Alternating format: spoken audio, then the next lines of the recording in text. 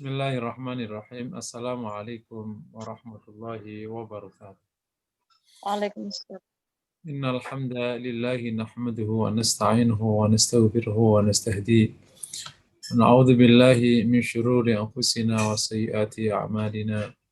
Asyhadu an la ilaha illallah wa anna Muhammadan 'abduhu wa rasuluh. Safiyuhu wa khaliluh. Shalawatullahi wa salamuhu alaihi wa ala alihi wa ashabihi wa man tabi'ahum bi ihsanin ila yaumiddin, amma ba'd. Jamaah yang dirahmati Allah, dan intinya kita berikan syukur kepada Allah. Pada malam hari ini, Selasa malam, Allah izinkan kita semua bisa kembali bergabung di Formula Hati Institute Online. Dari Tazkiyatun Nafas, semoga bergabungnya kita semoga majelis ilmu ini oleh Allah Subhanahu wa Ta'ala.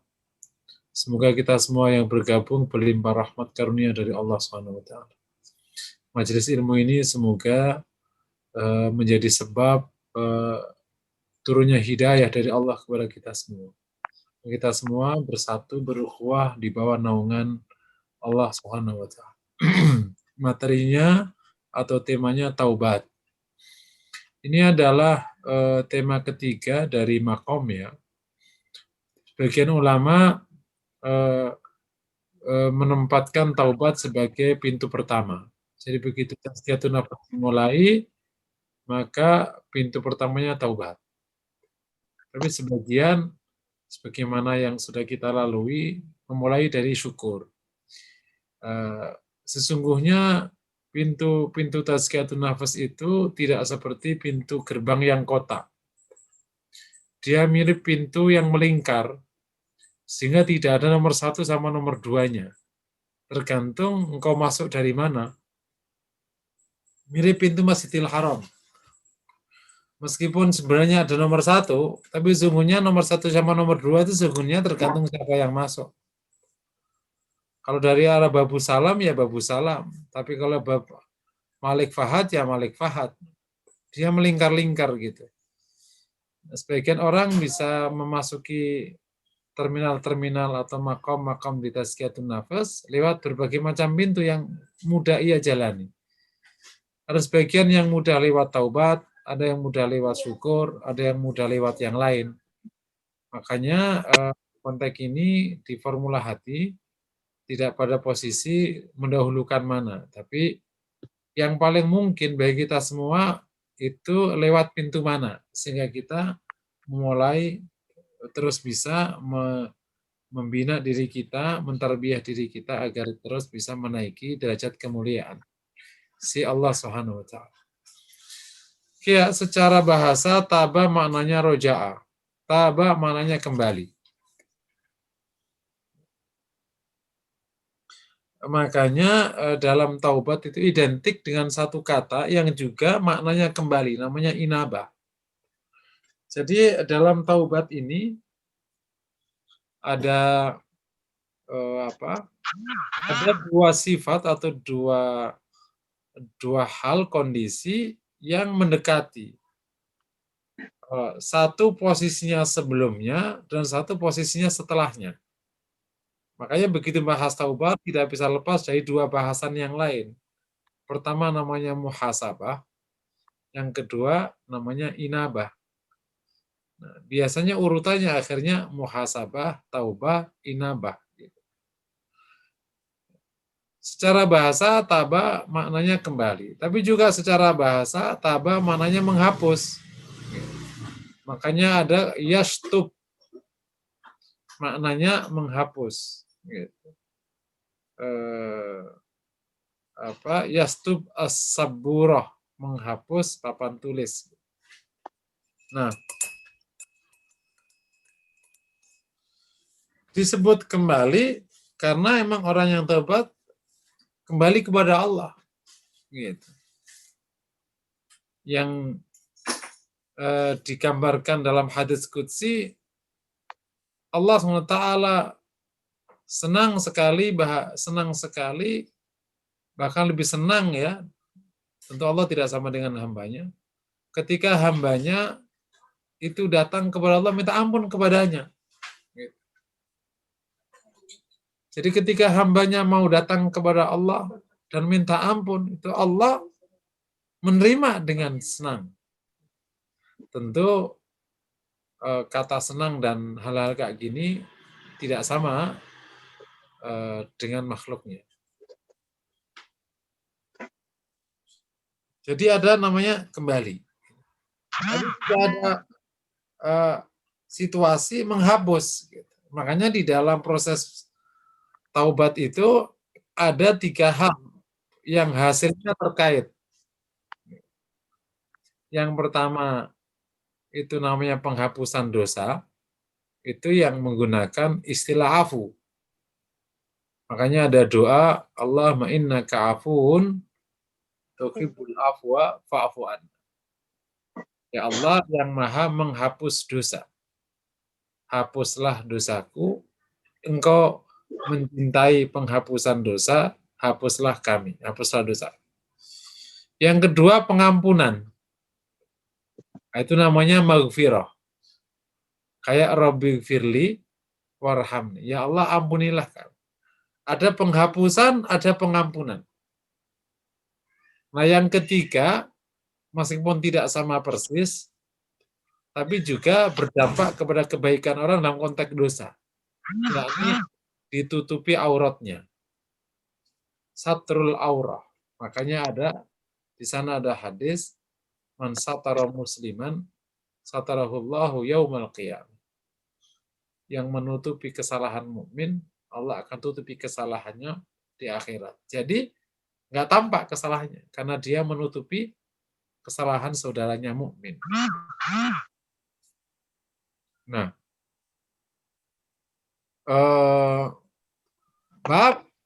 jadi taubat itu memang beberapa variannya atau hasilnya bervariasi tadi. Mulai dari penghapusan dosa, pengampunan dosa, dan yang nomor 3 ditutupi dosanya atau kesalahannya. Meskipun yang nomor 3 sebenarnya tidak terkait dengan taubat ya, tapi terkait dengan satrul aurah. Tapi ini ya satu paketan dalam konteks hasil baik dari sebuah dosa, mulai dari penghapusan, pengampunan, dan lain sebagainya. Oke ya. Nah, jamaah yang dirahmati Allah,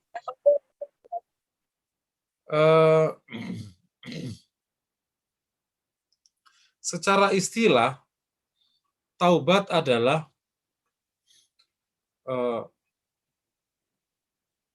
permintaan ampun dari seorang hamba kepada Allah dengan memenuhi rukun taubat.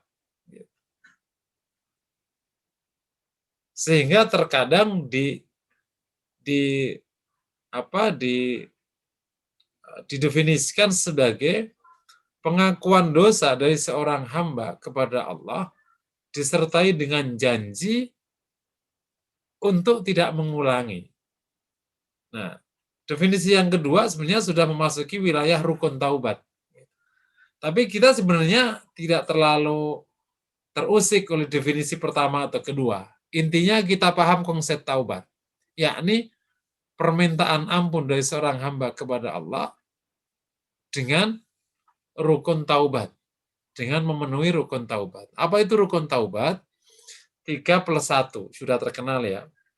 Yang pertama, menyesali perbuatan dosanya. Yang kedua, berhenti dari perbuatan dosanya saat dia melaksanakan taubat. Yang ketiga, tidak mengulangi di masa yang akan datang. Jika terkait dengan kesalahan pada sesama hamba, maka disertai dengan permintaan halal ya. Permintaan halal, bukan permintaan ampun. Permintaan halal dari orang yang mendapatkan perlakuan tidak baik dari orang tersebut.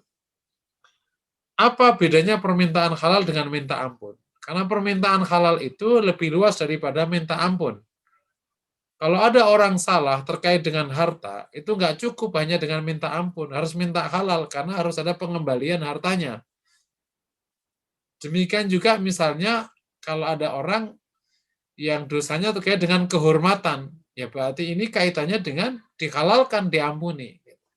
Jadi minta istihlal atau minta halal lebih luas daripada sekedar minta ampun. Karena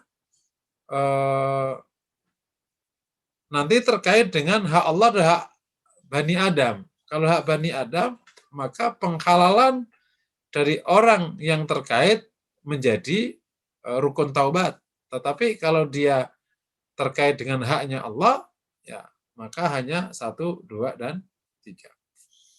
Oke ya. Jadi di konteks ini antara taubat dengan minta ampun atau istighfar itu saling terkait. Istighfar lebih umum satu sisi daripada taubat karena seluruh permintaan ampun atas dosa yang dijalankan manusia kepada Robnya itu masuk kategori istighfar. Nah, taubat lebih khusus, gitu.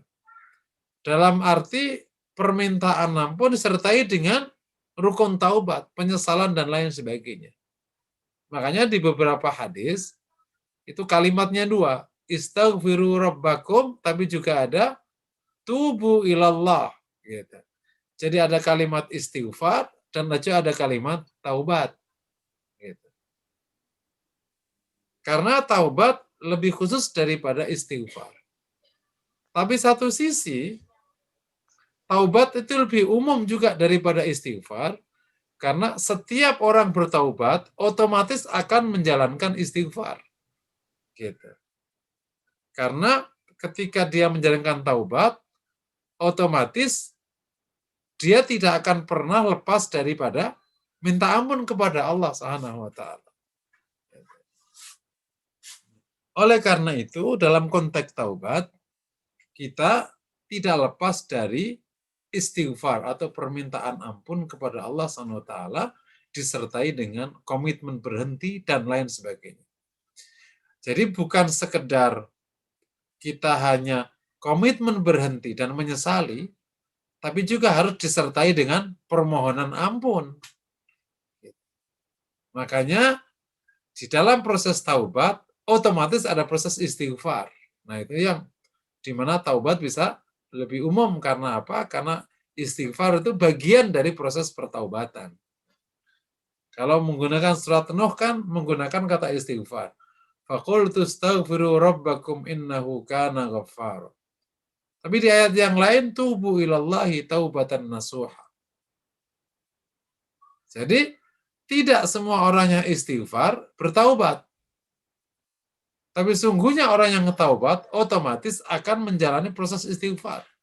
Bukan sekedar dia menyesali, berhenti, tidak mengulangi. Bukan hanya itu, tapi juga harus disertai dengan permintaan ampun kepada Allah Subhanahu wa taala yang merupakan ciri orang-orang yang beriman.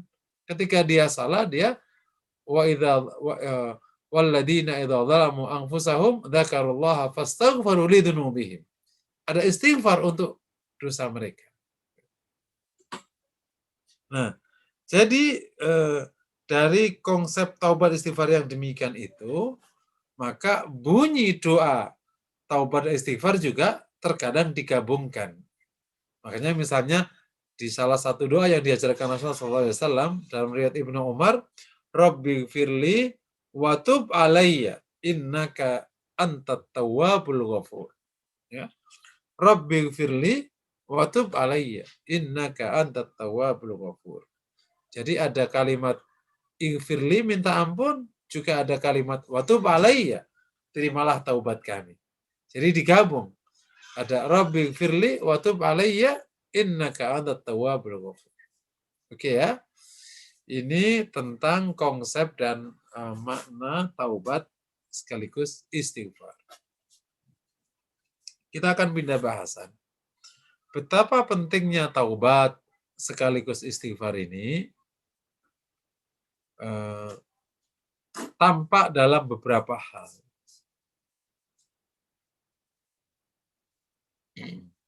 Yang pertama, seperti yang dinyatakan oleh Allah dalam hadits qudsi, Allah berfirman, innakum tukhti'una bil-laili wan-nahar wa ana aghfiru dzunuba jami'a fastaghfiruni aghfir lakum. Hai Bani Adam, kalian itu selalu berbuat salah di siang hari dan di malam hari.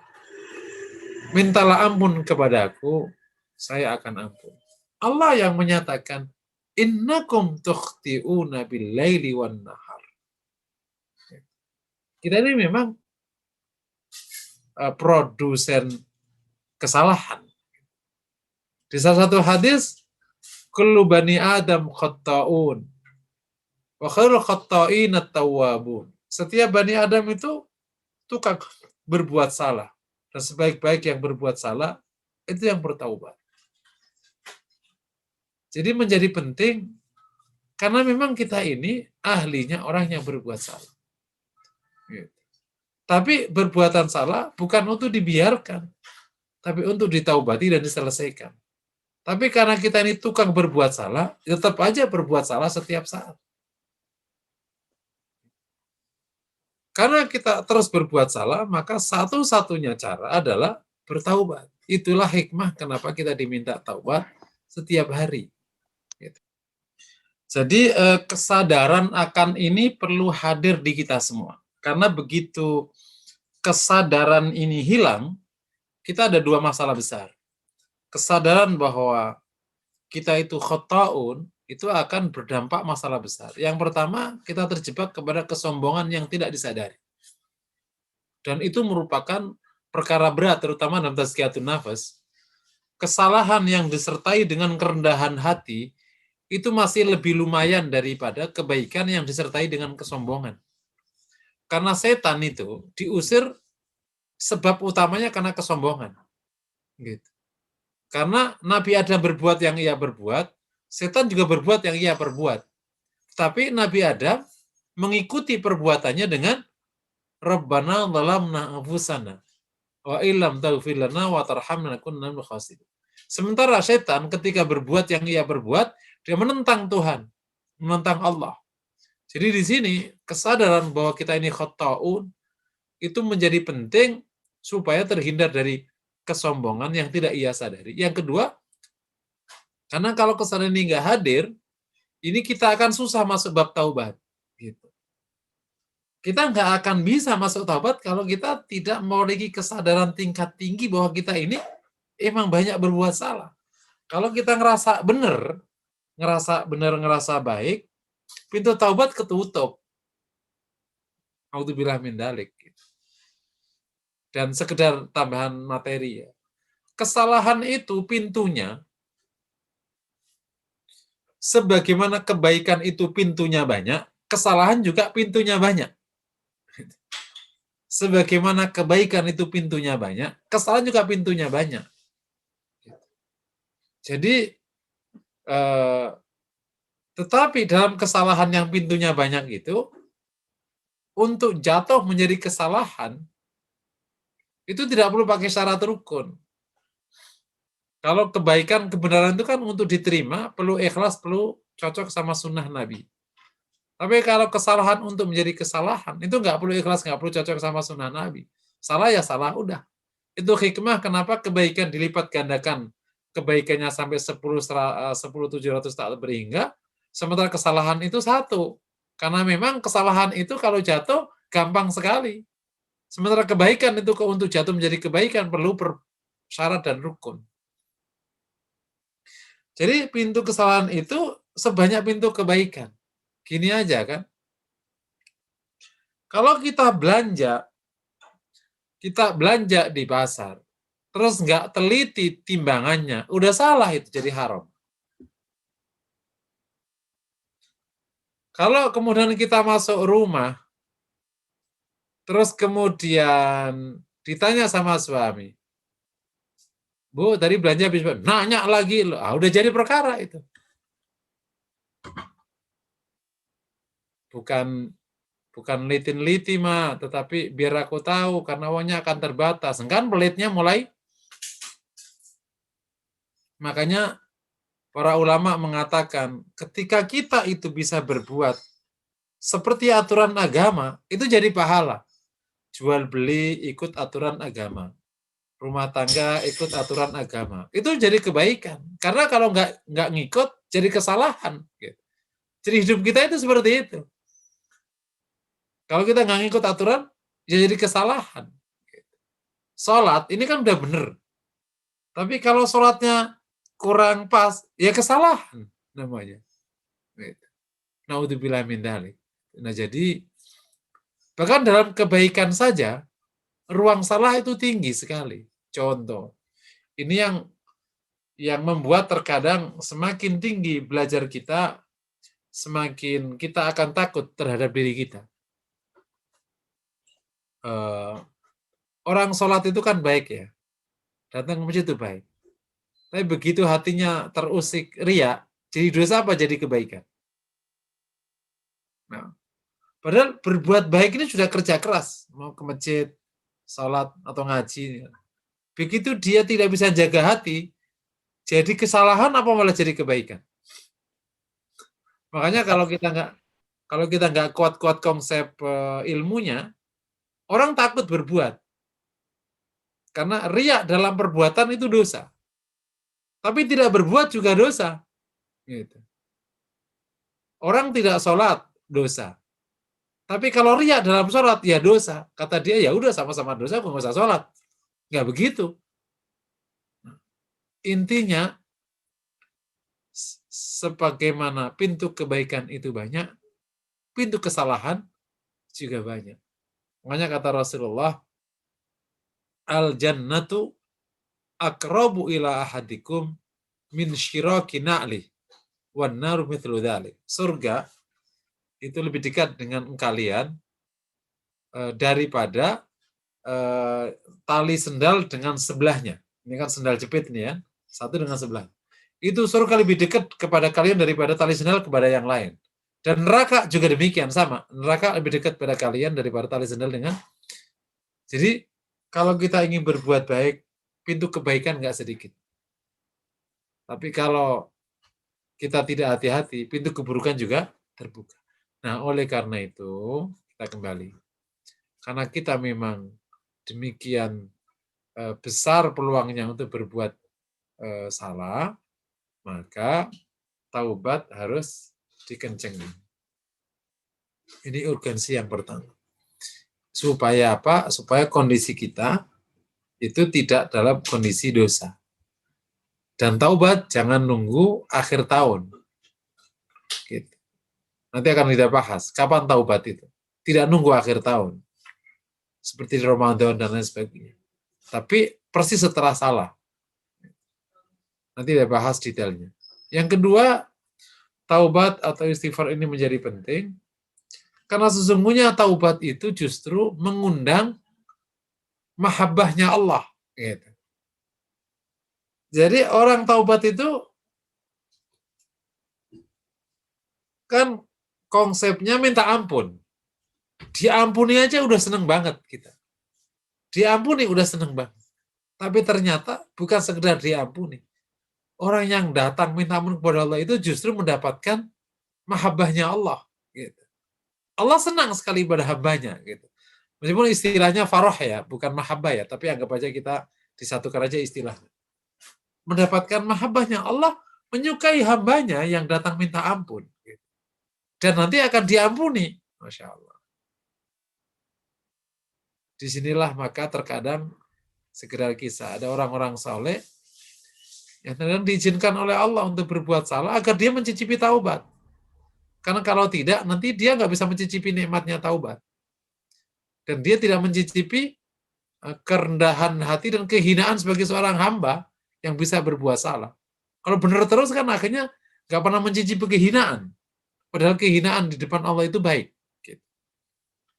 Kehinaan di depan Allah itu baik sekali. Itu poin kedua. Yang ketiga, taubat istighfar itu menjadi penting karena taubat istighfar sendiri itu merupakan kebaikan. Merupakan kebaikan.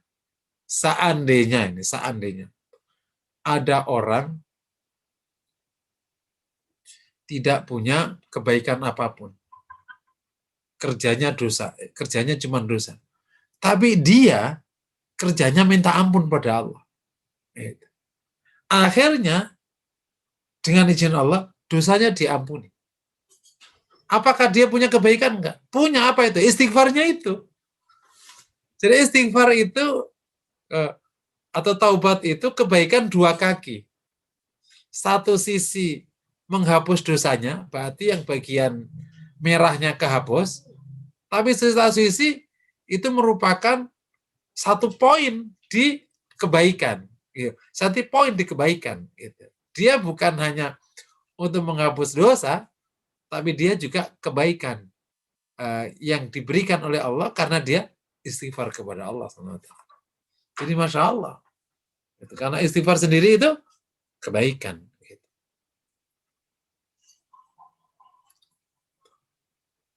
Yang keempat, taubat istighfar itu penting karena fadilahnya besar, terutama taubat. Apa itu? Penghapusan dosa atau pengampunan dosa. Seperti kata Nabi, at-taibu minadz-dzambi kaman la dzambala. Yang taubat dari dosa seperti tidak berdosa. Ini yang saya suka berikan ilustrasi. Seandainya ada orang tidak punya kebaikan apapun, semuanya itu berbuat salah, tapi orang ini bertaubat, maka akhirnya katakan satu-satunya akhirnya dia nggak punya kebaikan kecuali taubatnya itu sendiri, tapi dosanya terhapuskan. Masuk neraka apa enggak? Secara sebab hukum syariat ya tentu Allah yang menentukan. Tidak bisa. Kenapa? Karena dia tidak punya dosa. Gitu. Jadi makanya antara taubat sama berbuat baik itu harus dahului taubat. Kenapa? Taubat itu adalah sebab terselesaikannya kita dari azab neraka. Kalau kita tidak mungkin diadab di neraka, itu otomatis akan masuk surga. Tapi kalau ada orang masuk surga, belum tentu selamat dari neraka. Tapi kalau orang selamat dari neraka, otomatis akan masuk surga. Paham ya kira-kira? Makanya ada doanya itu, Rabbana atina fid dunya hasanah wa fil akhirati hasanah wa qina adzabannar. Karena ada orang yang masuk surga tapi nggak selamat dari neraka. Muslim asi ya, Muslim ahlu maksiat. Tapi kalau orang selamat dari neraka, berarti insya Allah masuk surga. Nah, orang taubat insya Allah memiliki sebab selamat dari neraka karena dosanya diampuni Allah Subhanahu wa taala. Seperti kata Rasulullah tadi, at-taibu minadz-dzambi kaman la dzambala. Yang taubat dari dosa seperti tidak punya dosa. Terakhir nomor 5, taubat ini penting sekali, ternyata fadilahnya juga besar dalam kaitannya kehidupan kita sehari-hari. Ya, nomor 5 ini baik, tapi jangan dijadiin fokus utama. Fadilah taubat itu besar sekali. Anda bisa lihat di surat Nuh. Saya bacakan ayatnya. Faqultu astaghfiru rabbakum innahu kana ghaffara yursilis samaa'a 'alaikum midrara wa yumditkum bi amwalin wa banin waj'al lakum jannati waj'al lakum anhara. Maka Nuh berkata, faqultu astaghfiru, ya, ini surat Nuh, Allah menceritakan tentang Nuh. Mintalah ampun kepada Rabb kalian, innahu kana ghaffar, ia Maha Pengampun. Yursilis samaa'a 'alaikum midrar, ia akan mengirimi kalian air yang sangat banyak. Wa yumditkum bi amwali wa banin, dan ia yakni Allah akan membekali kalian dengan harta-harta dan anak-anak. Ya. Ini surat Nuh ayat 4 atau ayat 5. Di awal-awal.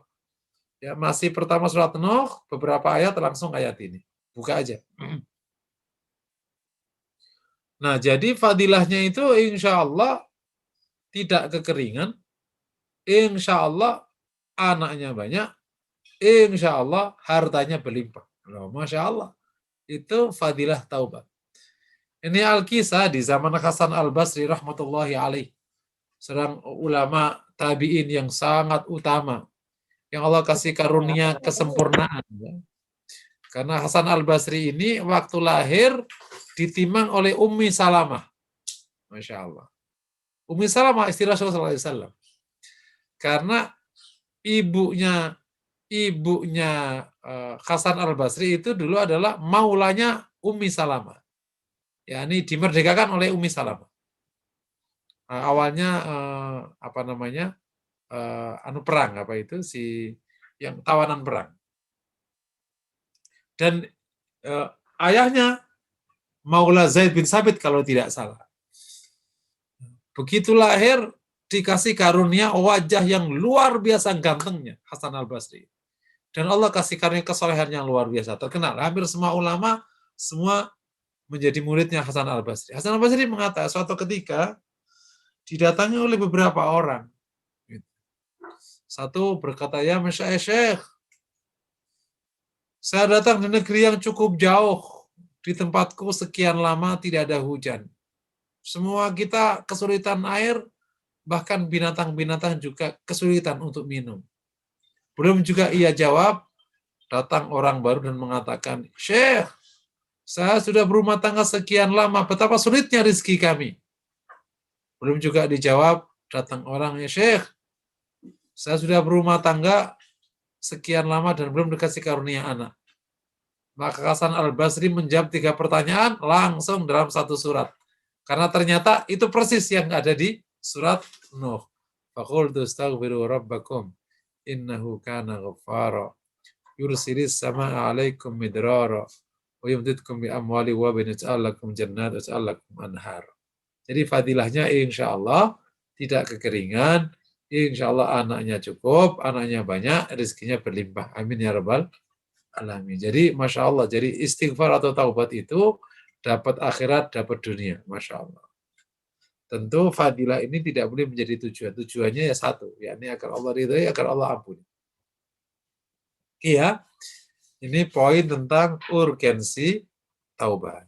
Oke, sebelum saya lanjutkan, mungkin ada 2-3 pertanyaan, dipersilakan. Iya. Jazakallah khair Ustadz. Ternyata di chatroom sudah ada beberapa pertanyaan. Tapi tadi saya sangat tertarik dengan apa yang disampaikan oleh Ustadz. Bahwasanya ketika seseorang tidak mempunyai kebaikan sama sekali, tapi dia bertaubat, sesungguhnya itu menjadi sebuah kebaikan bagi orang tersebut ya Ustadz ya. Iya, iya. Hanya dengan bermodalkan taubat saja, tidak melakukan pun ya. Baik Ustadz, saya bacakan pertanyaan yang pertama. Ustadz, bagaimana dengan sholat taubat yang sering dilakukan oleh kebanyakan umat muslim? Apakah ada tuntunannya dalam Islam? Mohon penjelasannya. Ya, nanti insya Allah akan kebahas itu, tapi nggak apa-apa ini. Dialog itu secara umum itu membantu penanaman nilai dan ilmu sampai ke 75%. Tapi kalau monolog 40%.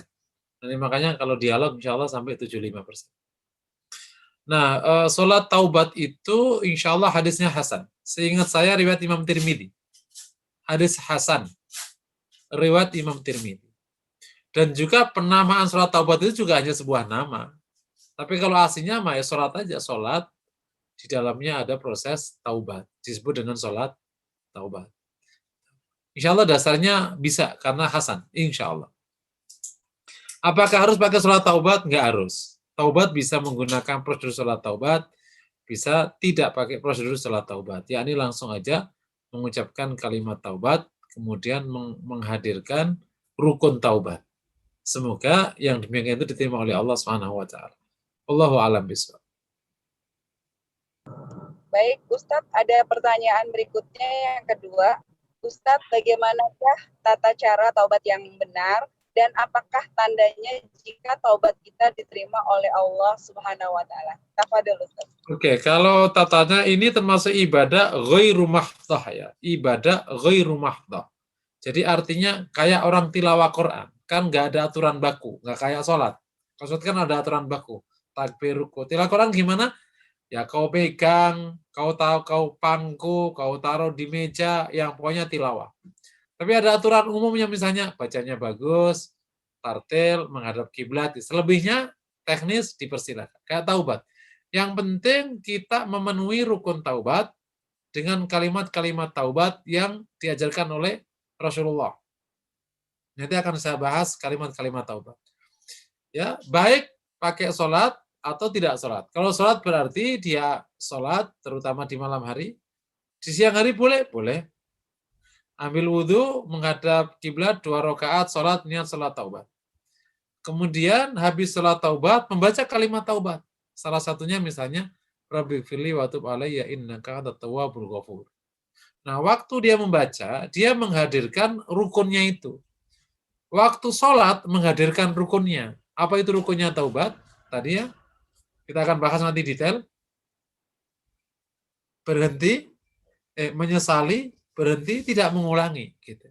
Jadi ada penyesalan di dalam proses taubat. Nah, akan baik kalau waktu taubat sudah digabung waktu sholat. Jadi waktu sujud dia baca kalimat taubat. Kan berarti ada 4 kali sujud. Ya udah dia sudah bertaubat aja. Nanti sisanya dibaca ba'da sholat taubat. Itulah prosedur sholat taubat. Karena ini ibadah ghairul mahdhah, nggak ada aturan bakunya. Yang penting 2 rakaat. Habis itu kau isi dengan taubat. Jadilah namanya sholat taubat. Perlu mandi.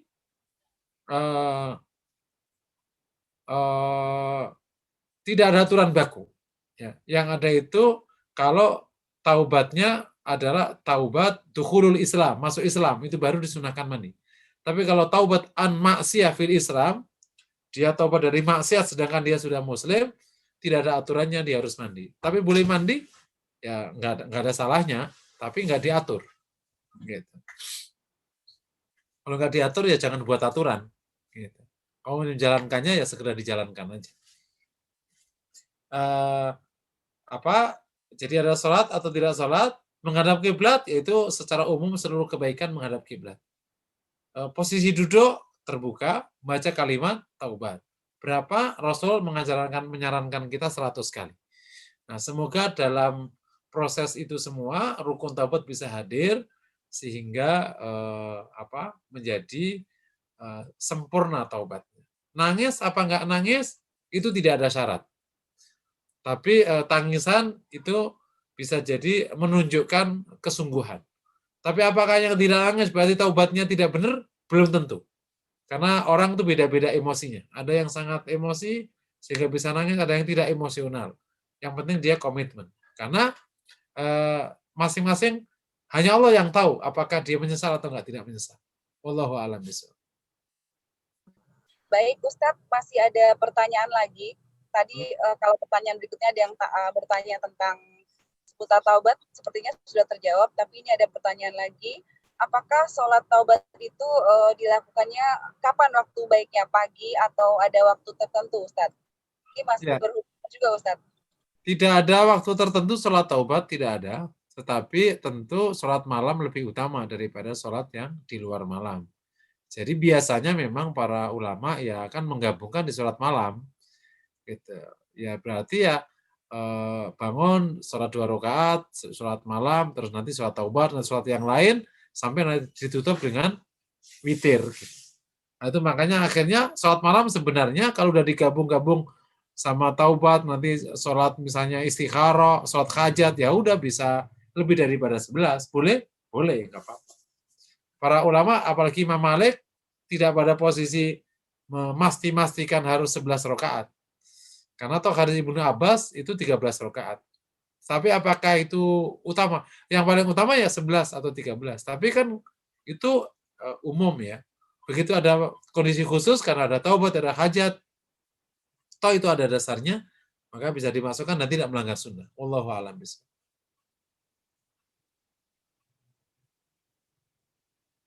Ada lagi Bu? Cukup?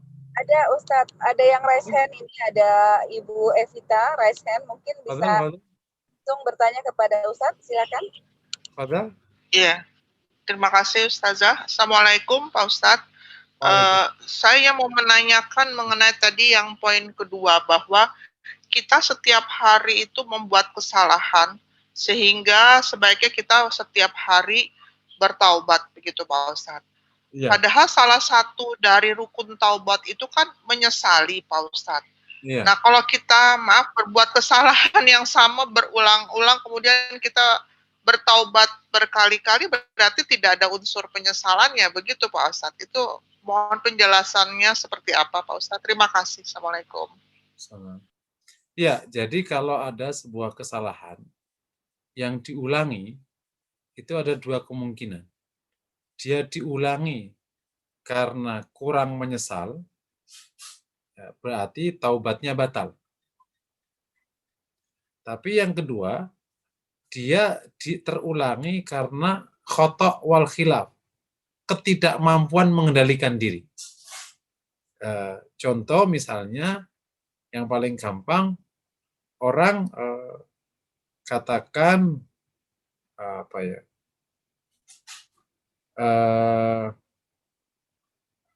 ngomong buruk ke orang lain, ya, ngomong buruk ini.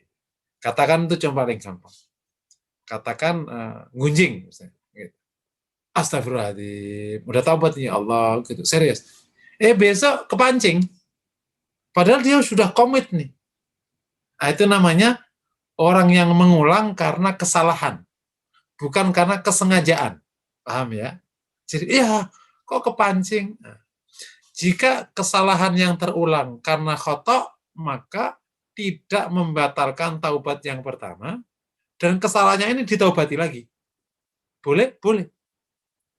Rasul yang mengajarkan kita taubat setiap hari. Nah, tapi insya Allah, kalau kita komit dan kita serius, Allah akan jaga tidak sampai kesalahan.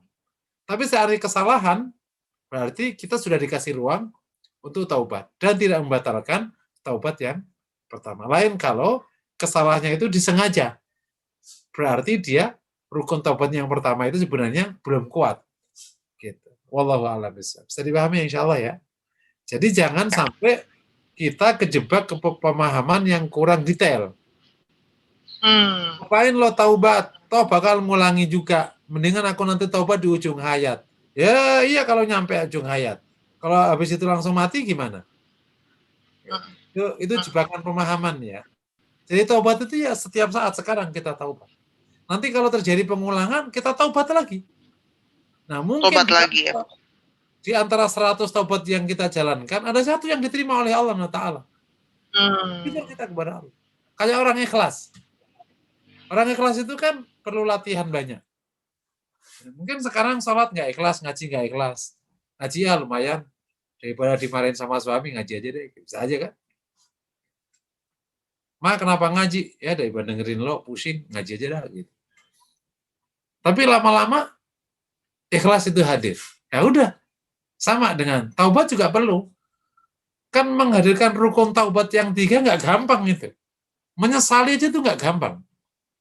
Tapi apakah berarti ketidakmampuan kita menghadirkan 3 rukun membuat kita tidak taubat? Ya enggak, kita taubat. Meskipun belum sempurna.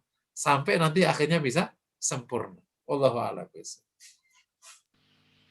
Makasih Pak Ustadz. Assalamualaikum. Ya, ini tambahan ya, Fadal, ayo. Ya, di chatroom ada pertanyaan lagi Ustadz. Tadi ada beberapa yang sudah terjawab, mungkin yang hampir serupa pertanyaannya, jadi tidak saya bacakan. Tapi ini ada pertanyaan, dalam buku Madarijus Salikin ada kalimat Al-Fatihah bermuatan taubat. Apakah maksudnya mohon penjelasan? Afan, dalam buku Madarijus Salikin? Yang bermuatan taubat. Surat Fatihah. Iya, dalam kitab Madarijus Salikin ada ungkapan Al-Fatihah bermuatan taubat. Apakah maksudnya Ustadz? Mohon dijelaskan. Iya, di kalimat iya karena betul iya karena stain itu adalah salah satu cover dari taubat. Kepadamu kami menghamba. Itu adalah inabah, kembali kepada Allah SWT. Gitu. Tapi juga bab taubat juga di cover oleh ghairil maghdubi alaihim waladhdallin. Karena orang mukmin harus berada pada posisi yang Allah kasih kenikmatan padanya bukan yang Allah murkai dan bukan orang yang sesat. Dan yang dimurkai itu Yahudi, yang sesat adalah Nasrani. Tetapi bisa jadi Allah murka kepada orang mukmin karena kesalahannya dan dosanya. Gitu. Sehingga berhak dapat murkanya Allah, sehingga diadab oleh Allah. Nah, kita menjadi orang mukmin hendaklah tidak di situ. Gitu. Yakni berada pada jalan orang-orang yang kau kasih nikmat, yakni orang mukmin yang soleh. Jangan mukmin yang dimurkai Allah. Naudzubillah. Itu juga di-cover oleh ayat itu. Karena Fatihah itu kan meng-cover seluruh ajaran agama. Wallahu a'lam bishawab.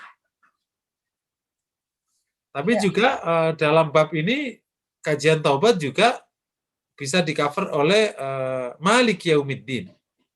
Itu. Karena dalam kata Malik Yaumiddin itu memberikan isyarat tentang rasa takut kepada Allah. Kalau nanti antum belajar tafsirnya, Malik Yaumiddin, yakni raja di hari kebangkitan, itu suasana yang ingin dihadirkan ayat ini adalah rasa takut kepada Allah. Dan taubat itu berawal dari rasa takut kepada Allah Subhanahu wa taala. Wallahu a'lam bishawab. Baik, Ustadz, di chatroom masih ada pertanyaan. Dalam surat Luqman ayat 31 itu diperintahkan untuk taubat dulu baru beriman.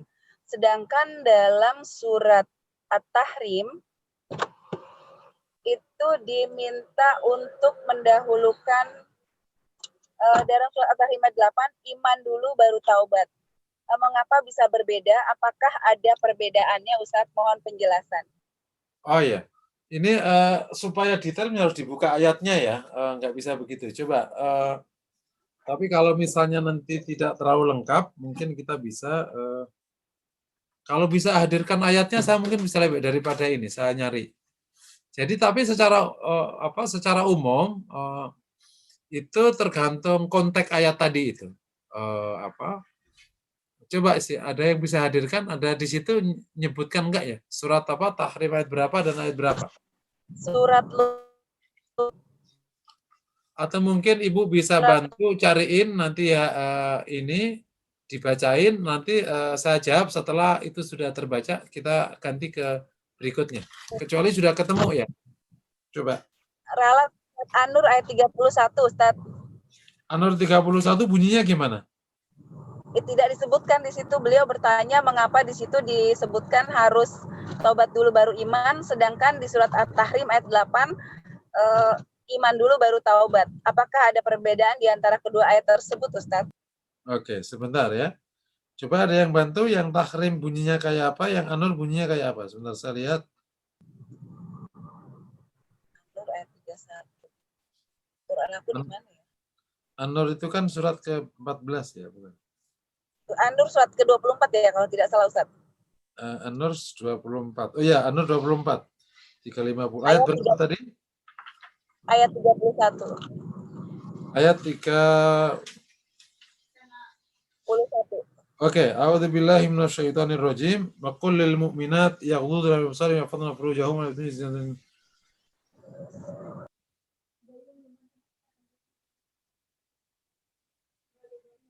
Ya, di sini ada wa tubu ilallahi jami'an ayyuhal mu'minun la'allakum tuflihun ya.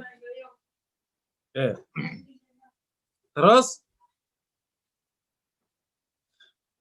di ayat ini hanya perintah taubat, nggak ada perintah beriman.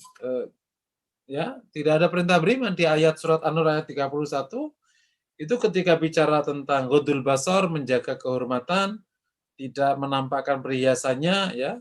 Ini bab urusan wanita ini. Kemudian Allah berfirman, wa tubu ilallahi jami'al mu'minun. Gitu. Taubat kepada Allah semuanya hai orang-orang yang beriman. Terus kalau At-Tahrim ayat berapa? 8. At-Tahrim ayat 8. 560.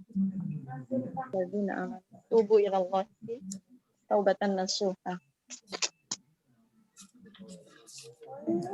Apa yang jadi masalah apa? 560. Nanti mungkin ini ya, ke depan kalau ada yang nanya masalah tafsir, tolong jangan pakai angka, karena Ustadz ini Ustadz kanan, tidak surat ketiga ayat 6, enggak. Ustadz ini disebutkan ayatnya aja. Kan kita kan nggak ngafalnya bukan kayak ngafal Lukas gitu kan.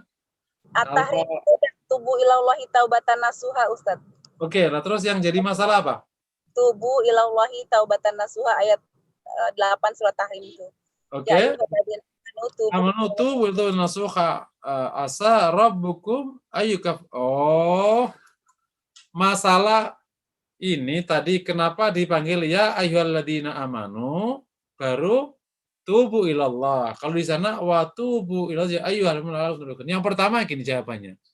Masalah kalimat ditaruh di mana itu adalah wewenang Allah Subhanahu wa taala. Itu jawabannya. La yus'alu amma yaf'al. Allah tidak ditanya kenapa melakukan itu. Kalau dalam itu bahasa ideologinya.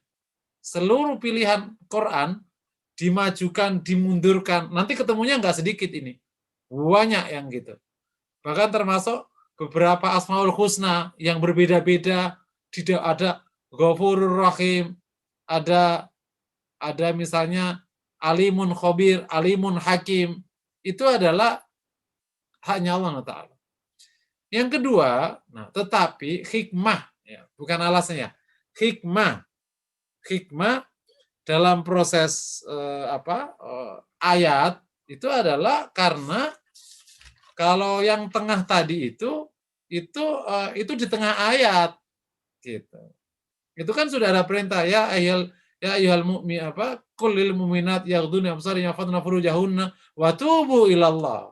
Itu rentetan perintah, gitu. Terus penegasan ayyuhal mu'minuna alaikum.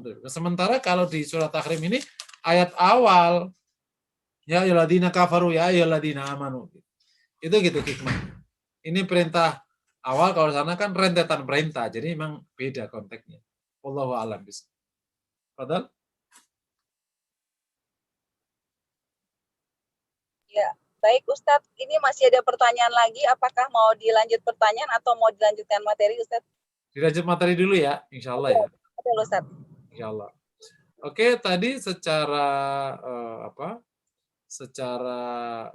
urgensi taubat tadi demikian ya, betapa pentingnya. Sekarang kita akan bahas poin berikutnya, poin ketiga kalau nggak salah ya, ataupun ketiga ya. Kita sudah bicara definisi, konsepsi, bicara urgensi ketika tentang pembahasan rukun taubat. Ya. Kan tadi taubat itu ada rukunnya ya. Ada penyesalan, ada berhenti, dan ada tidak mengulang. Nomor 4, jika terkait dengan hak adami, maka minta halal. Gitu ya, paham ya? Nah, yang jadi bahasan sekarang adalah menghadirkan 3 rukun ini tuh gimana? Terutama yang rukun pertama. Nah, rukun pertama ini yang paling berat, rukun pertama. Karena rukun kedua sama rukun ketiga, termasuk rukun keempat, itu tergantung kesuksesan kita menghadirkan rukun pertama, penyesalan. Orang yang tidak menyesali, nggak mungkin berhenti. Dan kalau tidak mungkin berhenti, ya nggak mungkin berhenti di masa yang akan datang. Tidak mengulang. Tapi kalau orang menyesali, insya Allah punya peluang berhenti. Insya Allah tidak mengulangi. Karena dia menyesali. Nah, di konteks ini, para ulama menekankan tentang betapa penyesalan ini menjadi pintu gerbang taubat. Gitu. Ada 3 syarat. Ya. Jadi kalau tadi kan 3 rukun, ada 3 syarat. Syarat itu adalah kondisi sebelum rukun. Rukun tidak terjadi kalau tidak ada syarat. Kayak ada orang mau sholat, rukunnya kan niat takbiratul ihram. Syaratnya dia suci. Tidak mungkin dia bisa takbiratul ihram kalau nggak suci dulu. Jadi harus dipersiapkan dulu kesuciannya. Dipersiapkan dulu syaratnya, rukun bisa hadir. Syarat nggak hadir, maka rukun nggak bisa hadir. Apa itu syaratnya? Yang pertama, dia tahu persis dampak dari sebuah kesalahan atau dosa. Apa itu dampak dosa? Dampak dosa itu dua. Hilang kesempatan surganya dan terbuka kesempatan azabnya. Nah, jadi di akhirat itu ekstrim. Kalau ada orang tidak masuk surga, tapi nggak masuk neraka, itu masih mending. Ya, naudzubillah, tentu tidak ada di akhirat. Tapi di akhirat itu nggak ada. Kalau kita tidak masuk kategori surga, ya neraka, udah. Naudzubillah. Jadi dosa itu ruginya dua. Hilang kesempatan surganya, terbuka kesempatan nerakanya. Dengan bahasa lain, hilang kesempatan pahalanya, terbuka kesempatan dosanya. Dan kita tahu, adab neraka itu nggak main-main. Jangan dianggap remeh. Inilah yang nanti menghadirkan rasa takut.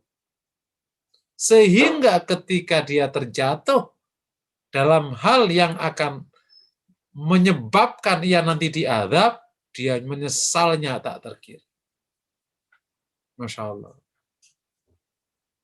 Saya ngibaratin sedikit. Nah, di konteks inilah, sedalam apa ilmu kita tentang surga neraka, sedalam itu pula penyesalan kita. Saya berikan contoh gini. Ada orang dapat jackpot. Ya, jackpot. Dia nggak tahu kalau jackpot itu hadiahnya rumah, 10 rumah, 100 mobil. Jackpotnya hilang. Tapi dia nggak tahu. Terus ditanya, jackpotmu kemarin di mana kertasnya? Hilang tuh. Kamu nggak ngerti itu. Kenapa? Biarin aja lah. Paling juga bohong dia. Beneran, aku udah telepon. Nomormu itu ketemunya 10 rumah, 100. Bener ya? Nyesel nggak kira-kira? Itu contoh gampang. Sekarang saya berikan contoh agak ekstrim lagi. Ada seorang laki-laki, kalau keluarga suami istri tinggal di sebuah desa, sementara mertuanya tinggal di desa lain. Desa ini dipisah oleh kali besar yang hanya disambungkan dengan jembatan ala kadarnya. Sementara bawahnya ini banyak buayanya. Nah, keluarga ini sekian lama belum dikasih karunia anak. Sampai di hari itu akhirnya dapat anak. Saking bahagianya ini wanita, ia ingin bergegas ngasih tahu ke orang tuanya yang ada di seberang desa, yang tidak bisa kunjung ke dia saking repotnya. Kata si suaminya, sayang, kalau nanti kamu ingin ke tempat orang tua, tolong lingker ke desa lain ya. Nggak apa-apa, setengah hari. Tapi itu aman, jangan lewat jembatan. Nanti kalau ada apa-apa, kamu nyesal. Kata si istrinya, nggak apa-apa lah. Mas, lewat jembatan aman lah, aman. Jangan. Mendingan kamu ngelingker saja ke jalan yang jauh itu, tapi sana aman, karena di sana ada jembatan kokoh, tapi emang perlu jalan setengah hari. Nggak apa-apa. Enggak lah. Benar, ya udah ya, tapi nanti ada apa-apa jangan nyesel ya. Masnya mau kerja nih. Hati-hati, ditemenin sama bibinya, ayo. Begitu lewat jembatan, hujan tiba. Pleset, anaknya jatuh. Pas jatuh ditangkap sama buaya. Udah. Nyesel nggak kira-kira? Nyesel. Karena azabnya di depan matanya. Padahal udah dibilangin oleh suaminya, ngelingker saja ke desa lain, nggak apa-apa setengah hari, tapi aman. Jadi kedalaman kita, pengetahuan kita tentang azab dan surga itu sangat berdampak kepada penyesalan kita. Semakin tidak tahu tentang surga dan neraka, semakin tidak menyesal. Yang ngapain menyesal, lo nggak tahu. Jadi kalau ada hari ini, Masya Allah, semoga Allah jaga. Kalau ada orang senang masuk neraka, karena nggak tahu neraka. Dia. Gitu. Dibikin neraka itu kayak lilin, ditiup bisa mati. Gitu. Dipikir orang di neraka itu masih ganteng kayak zaman di dunia. Gitu. Dipikir. Gitu. Karena nggak tahu neraka. Di konteks inilah sedikit saya kisah masyhur indal ulama bahwa Umar ibn Abdul Aziz adalah salah satu ulama ahlul hadis yang diberikan oleh Allah karunia jadi khalifah. Sehingga sebagian mengatakan dia khalifah yang kelima. Kata istrinya namanya Fatimah. Istrinya Abdul Aziz namanya Fatimah. Fatimah binti Abdul Malik. Binti sebentar. Bapaknya Fatimah namanya Hisham ya, bukan Hisham ya. Ya, pokoknya dia bapaknya adalah khalifah. Ya. Fatimah ini adalah bapaknya khalifah, yakni Abdul Malik namanya. Ya. Bapaknya Fatimah namanya Abdul Malik. Oke. Sementara bapaknya Umar namanya Abdul Aziz. Abdul Aziz adanya Abdul Malik. Abdul Malik bin Marwan bin Hakam. Nah, kata Fatimah yang menjadi istrinya Umar bin Abdul Aziz, dia mengatakan, kalau tentang sholat dan puasa, saya menyangka adalah banyak orang yang puasa dan sholatnya lebih banyak dan lebih baik daripada Umar bin Abdul Aziz. Tapi tentang takutnya kepada Allah, saya menyangka ialah orang yang paling takut kepada Allah. Kenapa kau katakan begitu ya Fatimah? Ini sudah jadi khalifah loh. Karena aku saksikan setiap malam setelah jadi khalifah. Setiap malam setelah jadi khalifah, ia terus menangis. Sampai kemudian tertidur, dan kalau bangkit, dia nangis lagi. Saking takutnya akan adab Allah Subhanahu wa Ta'ala. Jadi, ia hadir betul rasa takut itu karena tahu betul adabnya Allah. Makanya sampai ada kisah yang juga sangat terkenal sekali. Bahwa Umar bin Abdul Aziz itu sudah menyiapkan liang lahatnya jauh-jauh sebelum ia wafat. Ya ini kan ada pemakaman para raja kan. Ya dia sudah menyiapkan makam di samping raja sebelumnya. Gitu. Dan sering setiap malam dikunjungi itu liang lahat itu. Dan setelah dia pulang, dia menangis. Karena ia terus berkata, kalau ditanya, kenapa ya Omar? Kenapa kau menangis terus? Kata dia, apa jaminannya setelah kalian memasukkan aku di liang lahat ini, terus aku mendapatkan kenikmatan dari Allah. Aku tidak tahu apa yang terjadi di liang lahat sana. Nah, itulah baru adab kubur, belum adab akhirat di neraka. Jadi, menyesali itu sangat terkait dengan pengetahuan kita sedalam apa tentang surga dan neraka. Di konteks ini, makanya Ibu Bapak semua mohon nanti ngikuti kajian Tauhid, Majelis Formula Hati yang Jumat pagi. Bahasanya itu kan baru kematian. Nanti akan bahas alam barzah. Nanti akan bahas yang lain-lain, termasuk akan bahas surga dan neraka. Perlu paham kita itu. Perlu detail paham supaya kita kalau salah itu nyesel. Saking beratnya azab dan saking hilangnya kesempatan yang mulia di surga. Satu pahala saja, itu kalau kehilangan, kita menyesal sama menyesalnya. Karena perbedaannya nggak sedikit. Nggak usah jauh-jauh. Kita dikasih gaji 10 juta sama 50 juta. Kita nyeselnya tak terkira kok. Kenapa aku kok nggak sebagus dia ya, gajiku 50 juta. Padahal satu pahala itu 1 qirot. Gedenya sak gunung Uhud perbedaannya. Bukan hanya cuma 30 juta, 40 juta. Sak qirot, sak gunung Uhud. Masya Allah. Makanya ada sebuah kisah kecil. Seorang ulama itu pernah suatu ketika dia sholat ke masjid, dan waktu di jalan ada seorang anak yang kedinginan, ya, karena dia sholat subuh, dan di tengah jalan menuju masjid itu ada anak kedinginan, gitu.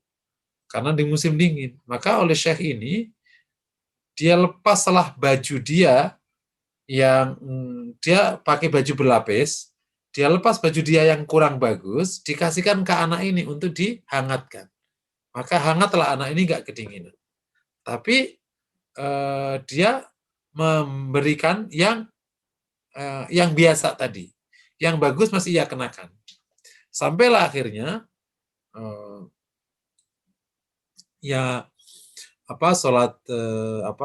sholat jamaah dan pulang. Sampai sekian lama, suatu saat akhirnya dia sakaratul maut. Jadi kisah ini udah lama. Ya, hari berlari dan kisah ini hilang begitu aja. Tetapi di saat syekh ini menghadapi sakaratul maut, Allah tampakkan, gitu. Itu bagian dari tanda Allah kepada sebagian hambanya. Allah tampakkan kisah tolongnya dia itu ke anak ini. Ia ditampakkan betapa besar sekali pahala ia ngasih baju yang tidak begitu bagus tadi untuk kehangatan bocah yang ia lewati ke masjid itu. Dan akhirnya dia terperanjat, dia nangis-nangisnya. Loh, kenapa kau nangis ya Syekh? Aku menangis karena ditampakkan kepada aku ayat dari Allah.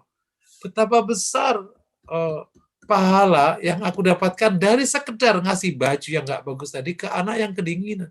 Seandainya waktu itu aku kasih bajuku yang paling bagus, pasti pahalanya jauh lebih besar. Tapi yang terjadi sudah terjadi. Gitu. Dan nggak lama setelah itu akhirnya ia wafat. Ini hanya kisah ya. Ya semoga benar, namanya juga kisah. Jadi menyesal itu terjadi karena kita tahu persis gitu susahnya adab Allah dan senangnya pahala dari Allah, ya, surga dan neraka. Yang kedua, menyesal dan rukun yang lain akan hadir kalau orang tahu apa yang dikerjakan itu dosa. Kalau tidak tahu, ya tidak mungkin dia bisa taubat dan menyesal. Kalau ada orang merasa perbuatannya itu nggak salah, dari mana dia menyesali itu salah? Disinilah diperlukan ilmu tentang kemaksiatan. Maksiat mata itu apa saja, maksiat tangan apa saja, maksiat kepala apa saja, maksiat kaki apa saja, maksiat telinga apa saja, gitu. Ya. Dan buku tentang maksiat-maksiat ini itu buku fikih lama namanya Sulam Taufik.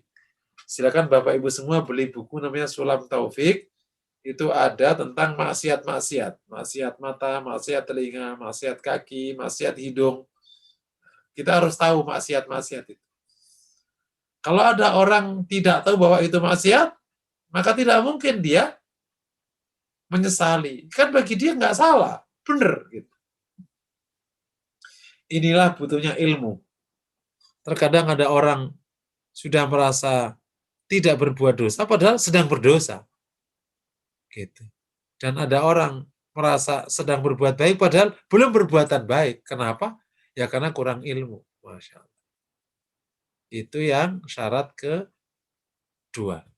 Syarat ketiga, menyesali dan rukun yang lain akan bisa hadir kalau orang ini rendah hati, mau mengakui bahwa dia berbuat salah.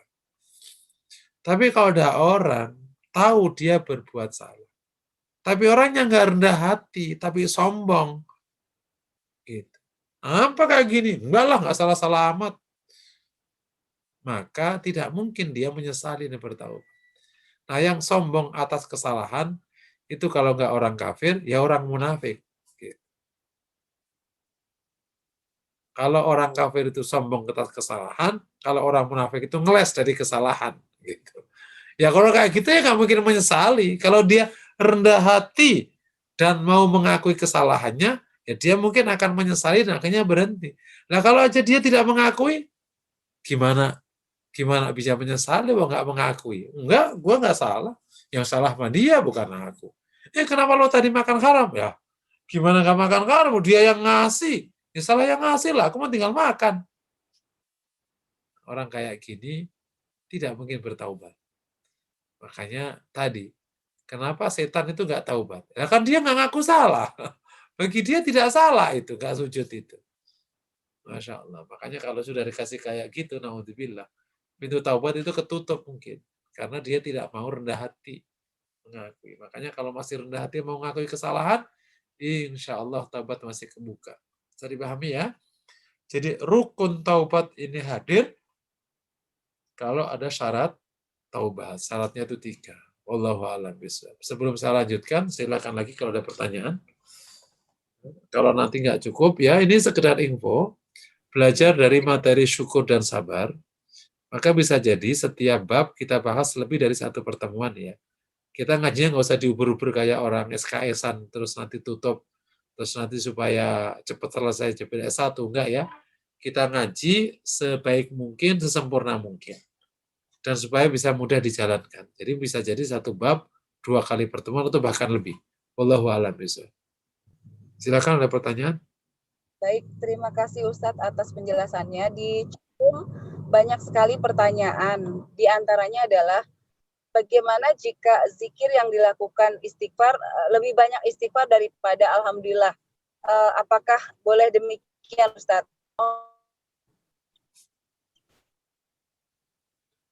Jadi zikirnya lebih istighfar daripada taubat. Pertanyaan yang tertulis seperti itu di chatroom. Bagaimana jika zikir yang dilakukan lebih banyak istighfar daripada alhamdulillah? Sebaiknya bagaimana Ustadz antara kedua zikir tersebut? Mana yang lebih diutamakan? Oh ya. Jadi ini kebaikan yang nggak perlu dibandingkan. Ya. Kebaikan yang nggak perlu dibandingkan. Kayak antara bagus mana aku makan telur sama makan ayam, ya bagus mana dua-duanya lah, jangan dibandingkan. Gitu. Tidak semua hal-hal perlu dibandingkan. Istighfar sama alhamdulillah bagus mana, dua-duanya punya posisi. Jadi istighfarlah dan berhamdalah lah. Gitu. Karena memang tidak pada posisi untuk dibandingkan. Yang ini ekspresi syukur, yang ini ekspresi taubat kepada Allah, dua-duanya penting dan dua-duanya wajib. Wallahu a'lam bishawab. Silakan. Ya. Masih ada beberapa pertanyaan Ustadz. Ya. Mau dilanjutkan atau mau di materi dulu? Boleh ditanya dulu, kan kelihatannya banyak. Padahal.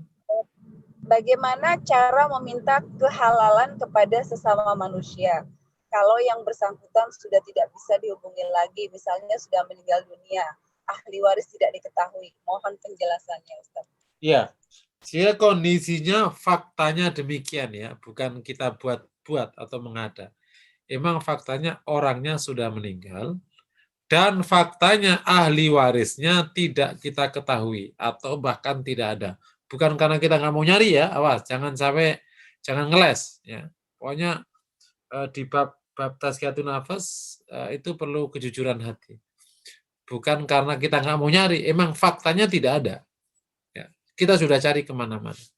Kalau faktanya demikian, maka cara menghalalkannya adalah, kalau kaitannya dengan harta, maka harta itu sampaikanlah kepada fuqara masakin dan berdoalah kepada Allah. Ya Allah, harta yang pernah aku ambil dari orang yang belum aku mintakan halal padanya, jumlahnya X rupiah, aku berikan kepada fakir miskin yang kau perintahkan untuk kami kasihani. Dan mohon nanti di akhirat, mohon itulah pengembalian kami kepadanya. Dan mohon itulah minta halal kami kepadanya. Nah, paham ya? Yakni kita menyatakan itu kepada Allah. Tapi kalau jika tidak terkait dengan harta, misalnya kehormatan, kita gibah dia, naudzubillah. Kan minta halalnya kan tidak kaitannya dengan harta. Maka kita berdoa kepada Allah. Kita mintakan ampun orang yang kita gibah, dan kita minta ampun kepada Allah, ya Allah, semoga ampuni fulan yang pernah aku gibahi, dan mohon mintakan ampun kepadanya kelak. Gitu. Insya Allah, semoga nanti Allah yang akan menyelesaikan urusannya. Allah alam bisa. Ya, baik Ustadz, masih ada beberapa pertanyaan, apakah masih diperkenankan untuk dijawab Ustadz? Oke, Fadil Bu, silakan Bu. Baik, saya cek dulu di chat room. Ustadz, izin bertanya tentang manusia adalah tawanan dosa, yang berarti dosa masa lalu masih mengintai. Karena kecenderungan manusia mungkin kembali pada dosa yang sama. Atau yang sebenarnya adalah kita adalah tawanan lisan kita sendiri, di mana nasihat yang kita sampaikan pada orang lain kemudian akan kembali menguji kita, karena tidaklah seorang mengatakan beriman kecuali Allah akan mengujinya. Mohon penjelasannya Ustadz. Ya, istilah tawanan-tawanan ini istilah yang mungkin perlu dapat klarifikasi banyak ya dari literatur mana, perlu dicek ulang kebenarannya. Tapi mungkin kita hindari ada istilah-istilah itu. Tawanan apa. Tapi ya bahwa setiap orang akan mendapat ujian dari Allah sesuai dengan kehendak Allah. Baik terkait dengan apa yang kita sampaikan atau terkait dengan apa yang kita perbuat. Itu kehendak Allah. Ada orang yang memang dia penyampai, ya diuji oleh Allah dengan ilmu yang ia berikan. Demikian ada orang yang diuji dengan harta, diuji dengan pasangan, diuji dengan sakit, diuji dengan apa saja. Itu ujian-ujian Allah yang menentukan. Tidak mesti kalau orang menyampaikan maka diuji akan yang disampaikan. Enggak selalu. Demikian juga kalau ada orang usia panjang maka diuji dengan yang dulu pernah ia perbuat. Enggak selalu. Itu benar-benar dari Allah SWT. Tinggal kita sabari, kita jalani supaya kita bisa keluar dari ujian dengan sangat baik, tetap bertakwa kepada Allah SWT. Allah alam bisa. Ya, masih ada lagi Ustadz pertanyaannya, apakah berkenan dibacakan? Fadal, ya Bu. Ya, baik. Ini berkenaan dengan surat bahwasanya dosa syirik. Sesungguhnya Allah tidak akan mengampuni dosa syirik, dan Dia mengampuni segala dosa yang selain dari syirik bagi siapa yang dikehendakinya. Barang siapa yang mempersekutukan Allah, maka sungguh ia telah berbuat dosa yang besar. Jadi mohon penjelasan ayat ini Ustaz. Iya, jadi dosa syirik yang tidak diampuni itu kalau dia tidak bertaubat. Jadi mesti gini, untuk dosa apa saja bisa jadi Allah ampuni meskipun orangnya belum minta ampun. Khusus dosa syirik, Allah tidak akan ngampuni. Kecuali orangnya minta ampun. Nah, paham kira-kira? Paham ya?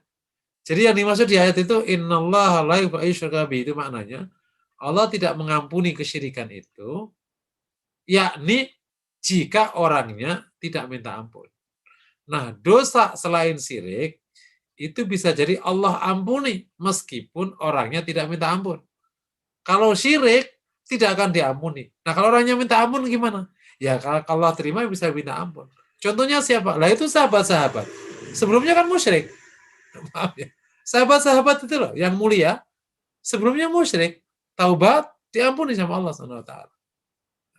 Sama ada orang muslim kemudian terkena kepapar syirik, taubat kepada Allah, semoga Allah ampuni. Dan akhirnya ya hilang. Paham ya? Itu maknanya. Wallahu a'lam bishawab. Ustadz, ini ada pertanyaan lagi di chat berkaitan dengan taubat yang diterima adalah taubat yang pertaubatan disertakan dengan bunuh diri. Bahkan disebut lebih baik di sisi penciptaan. Apakah maksud dari ayat ini Ustadz? Di surat Al-Baqarah ayat 50. Al-Baqarah 50. Iya, Al-Baqarah. Itu syariat dulu yang nggak berlaku di syariat kita. Syariat dulu. Khusus di konteks itu aja. Selebihnya udah enggak. Kalau sekarang taubatnya seperti yang tadi. nggak boleh gitu. Nggak boleh bunuh diri, haram hukumnya. Paham ya? Itu syariat sebelum kita. Wallahu bisa. Silakan. Baik Ustadz, saya cek kembali apakah masih ada pertanyaan di sini. Oh ya, masih ada Ustadz. Orang yang tahu kalau yang dilakukannya adalah dosa, bukankah dimaafkan Ustadz? Mohon penjelasannya. Iya. Tidak tahu itu ada dua. Tidak tahu yang mu'tabar sehingga menyebabkan orangnya dimaafkan kesalahannya. Dan kedua, tidak tahu yang tidak dimaafkan. Karena sebenarnya sudah harusnya tahu. Contoh gini, kalau ada hari ini ada orang tidak tahu bahwa makan uang kantor itu haram. Ya kan nggak masuk di akal. Ya saya pikir sama aja. Ya enggak, itu bukan nggak tahu. Lo nggak mau tahu, paham ya? Nah, jadi jangan sampai karena sebab kita tidak tahu kemudian kita merasa aman. Karena ada tidak tahu yang sebenarnya memang dosa tetap. Karena tidak tahunya itu ghairu mu'tabar. Tidak tahu karena ada orang hari ini tidak tahu bahwa sholat itu wajib. Ya kan nggak masuk akal. Tetap dulu. Kenapa? Karena Anda sebenarnya tidak ada alasan untuk tidak tahu. Jadi tidak tahu yang menyebabkan orangnya tidak dosa itu karena dia punya alasan untuk tidak tahu. Contohnya biasanya kalau para ulama salaf menyebutnya dia tinggal di atas gunung yang tidak ada satupun orang bisa masuk ke sana dari para dai dan para penyeru agama ini. Dia hidup beberapa orang saja dan semuanya masih animisme, dinamisme. Misalnya gitu. Naudzubillah minta. Paham ya? Nah tadi kaitannya dengan tidak tahu kan, kaitannya bagaimana mungkin dia menyesal wong tidak tahu. Makanya perlu tahu. Gitu. Nah kalau ada orang terjebak dosa karena tidak tahu, jangan berarti kemudian senang nggak perlu taubat karena belum tentu ketidaktahuanmu itu termasuk kategori tidak tahu yang diterima, yakni yang menyebabkan orangnya tidak berdosa. Tapi bisa jadi tidak tahunya itu nggak diterima, tetap kena dosa karena kategorinya bukan tidak tahu tapi tidak mau tahu. Gitu. Wallahu a'lam. Paham ya insyaallah ya. Padahal. Ya. Baik Ustadz, masih ada pertanyaan lagi, satu lagi yang belum terjawab. Bagaimana Ustadz jika kita bertaubat tapi ingin mendapatkan fadilah dari taubatnya itu? Apakah dianggap taubatnya itu ikhlas karena ada niat ingin mendapatkan fadilah dari taubat yang dilakukan ya Ustadz? Kurang lebih pertanyaannya demikian. Oke, fadilah yang duniawi tadi ya, yang tadi ya. Taubat Jadi kan itu para ulama beda pandangan. Ada dua, ada yang mengatakan masih dalam kategori ikhlas karena fadilah-fadilahnya itu toh Al-Quran yang menyebutkan. Al-Quran pula yang menyebutkan ada itu, kemudian orang ini berharap. Yang kedua mengatakan itu tidak ikhlas karena masih kategori dunia. Karena ikhlas itu ya hanya Allah atau ingin akhirat. Dunia dicela oleh Allah SWT di beberapa ayat.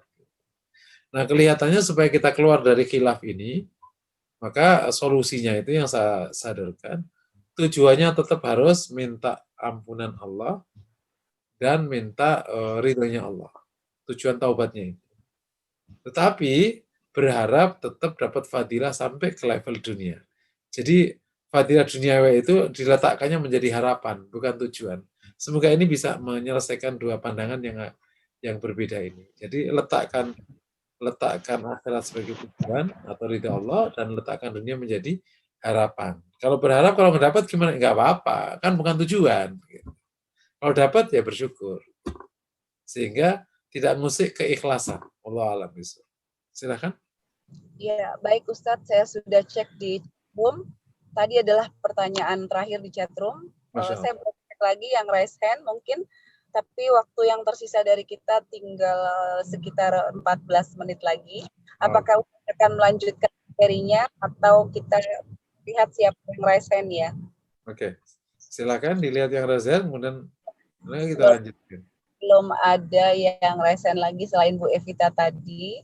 Saya cek sampai terakhir, insya Allah. Tafadhol Ustadz, ingin dilanjutkan materinya. Oke, tadi ya, yang poin keempat tentang pemahaman atau pembahasan masalah rukun tauhid bisa dipahami ya. Jadi PR-nya kita hari ini adalah gimana kita mengetahui secara baik tentang surga neraka. Sehingga ketika kita berbuat salah, naudzubillah, kita itu nyesal. Gitu. Istilah katanya goblok, bodoh banget ya, kenapa harus dikerjain? Gitu. Dan yang menarik Bapak Ibu yang dirahmati Allah, seluruh potensi untuk salah itu sebenarnya ada solusi halalnya gitu. Semua potensi untuk salah itu ada solusi halalnya. Cuman karena kita kadang lebih takut ke manusia daripada takut kepada Allah, solusi halalnya mana nggak dijalankan. Contoh, kalau ingin kaya, yang menyebabkan orang ngambil uang haram, kan ada solusinya, namanya dagang. Jadi orang dagang itu taat, karena dia tidak menggunakan cara mencuri. Orang yang kaitannya dengan pasangan, ya kan ada solusinya, nikah. Kenapa harus tidak nikah? Ada nikah. Begitu nikah halal, pahala bahkan. Ingin kekuasaan, itu menyebabkan orang bisa memfitnah macam-macam. Nah, kan ada prosedur gitu, yang masih diizinkan oleh agama. Asal tidak minta, tapi kalau dapat ya diterima. Kan nggak dosa. Tapi kalau memang sangat ambisius, ya akhirnya kejebak di dosa. Jadi nggak ada alasan untuk kemudian sampai jauh-jauh melanggar, karena ada solusi halalnya. Gitu. Nah, pemahaman akan bab ini membuat kalau kemudian kita terjatuh salah, insya Allah kita menyesal. Menyesal ya, sehingga dalam prakteknya sehingga kadang meneteskan air mata, bahkan sampai sebagian mereka tersungkur ya. Sebagaimana kisah para ulama salafus soleh, Masya Allah. Karena kisah para sahabat yang kadang menangis sampai kayak tangisannya bayi ya, ada hanin gitu ya, ada suara dari dalam, saking takutnya kepada Allah Subhanahu wa taala gitu.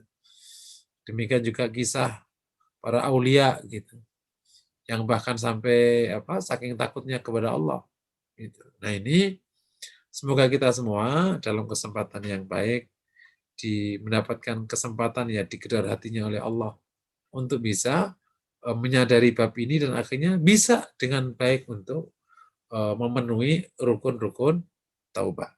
Oke ya. Poin kelima. Nah, tadi dikatakan menyesali, ya, kemudian berhenti, kemudian tidak mengulang. Barulah itu disebut dengan taubah. Nah, di sana ada satu pekerjaan. Sebelum orang dengan mudah bisa melihat dirinya itu harus taubah. Yang tadi sudah saya sebutkan namanya muhasabah. Jadi ini prakondisi. Ya, mungkin istilah-istilah aja ya. Jadi orang akan dengan mudah memasuki pintu taubat kalau dia juga rajin mengadakan muhasabah. Gimana tahu dia salah? Kalau tidak dimuhasabai. Begitu tahu dia salah, maka dia berpeluang untuk taubat. Kebaikan demi kebaikan. Nah, di konteks inilah maka bahasan taubat memberikan keniscayaan kita bahas tentang muhasabah. Karena dalam taubat itu adalah ketika kita sudah pada posisi pengetahuan atau keputusan bahwa kita ini salah. Gitu. Nah, supaya tahu kita ini salah, kan harus ada proses sebelumnya. Proses namanya muhasabah. Gitu. Tidak mungkin orang bisa tahu dirinya salah kalau tidak ada muhasabah. Lah gimana tahu dirinya salah? Oh, nggak dinilai. Muhasabah adalah menilai diri sendiri seberapa tepatnya dan seberapa tidak tepat. Makanya bersyukur kepada Allah jika kita diizinkan oleh Allah untuk bisa muhasabah. Dan ayatnya terkenal, ya ayyuhalladzina amanu taqullaha wa tanzur nafsum ma qaddamat lighad. Orang yang beriman, hendaklah engkau, setiap orang melihat apa yang ia perbuat untuk hari esok. Iya. Nah, Tentu nanti secara khusus akan kita bahas tentang muhasabah secara khusus. Tapi ini baru pengantarnya. Jadi artinya kami ulangi lagi, taubat di samping perlu syarat tadi, dia perlu juga prakondisi besar namanya muhasabah. Dan kalau sudah bicara muhasabah, ini akan bicara 3 hal. Gitu. Yang pertama adalah standarnya atau ilmunya. Kita tidak akan mengetahui kita salah kalau nggak tahu ilmunya tentang kebenaran. Ini yang akhirnya membuat proses perbaikan menjadi tidak sempurna karena tidak ada tahu ilmu kebenaran. Jangan sampai taubatnya itu taubat dari dosa yang sudah terlanjur dikatakan oleh orang itu dosa. Gitu. Dan muhasabahnya dari apa saja yang biasa dikatakan oleh orang sebagai dosa, bukan sesungguhnya. Gitu.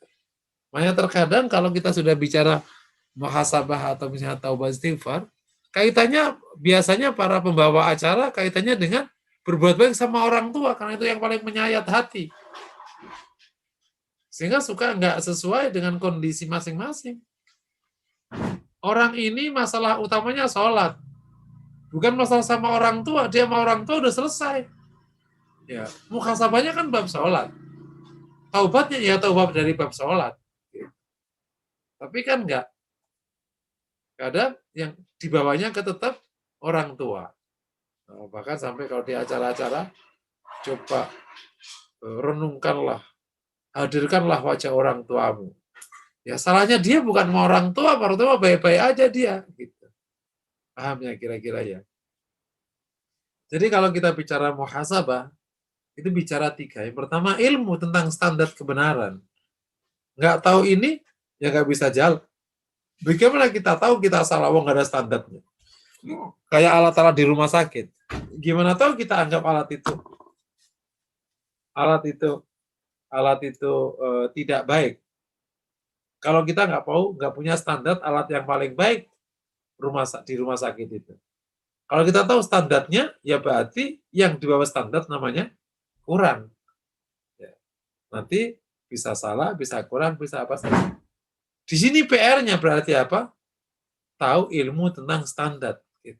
Sehingga nanti baru bisa taubat itu, Masya Allah. Karena kalau nggak kayak gitu ya nggak bisa. Makanya misalnya gini. Kalau kita nggak tahu pakai ilmu standar, kita sering ketemu ungkapan yang seakan-akan itu kalimat taubat, padahal belum menyelesaikan apa-apa. Ya Allah, ya Allah. Banyak sekali kesalahan. Kesalahanmu apa? Nggak tahu. Gitu. Sehingga akhirnya tidak bisa menyelesaikan. Karena taubat itu intinya penyelesaian. Yang tidak sholat menjadi sholat. Yang tidak baik sama orang tua menjadi baik sama orang tua. Yang tidak baik sama suami menjadi baik sama suami. Itu semua kita bisa mengatakan dia tidak baik. Sholatnya ya tidak sama orang tua. Karena kita tahu standar sholat itu begini. Standar sama orang tua begini. Standar sama suami itu begini. Begitu juga standar namanya kurang atau salah. Jadi akhirnya harus tahu ilmu tentang standar. Baru muhasabah bisa berjalan. Yang kedua, perlu kejujuran. Menilai diri. Jadi yang pertama namanya ilmu nusus, ilmu tentang nas. Ya. Yang kedua, ilmu zat, ilmu tentang diri. Kita harus tahu diri kita. Diri kita ini sedang di mana, perbuatannya apa saja. Perlu kejujuran. Kalau enggak, ya enggak jadi. Wong kita enggak tahu diri kita, walah gimana kita bisa nilai. Kenapa? Karena kita tutupi pakai topeng, pakai apa istilah sekarang. Itu makanya ada ungkapan yang menarik. Tuba liman ya'rifu qadra nafsihi. Berbahagia sekali orang yang tahu kadar dan posisi dirinya. Wah, luar biasa.